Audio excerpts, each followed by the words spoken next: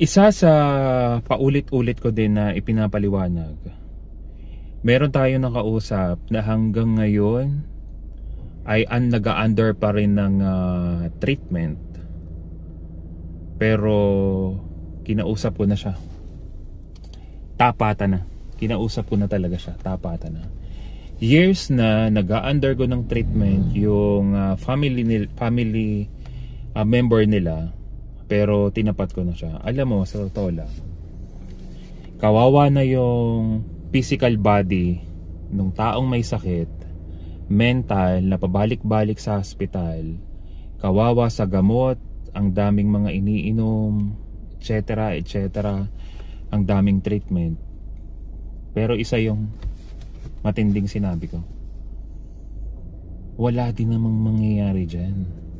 Hanggat under-eating yung taong may sakit, kahit anong treatment pa ang gawin mo, bibigay at bibigay pa rin niya katawan niya. Ang sagot sa akin, paano po yun? Hirap po kasi talaga sa pagbili ng pagkain.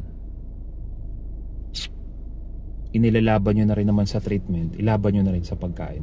Think about it.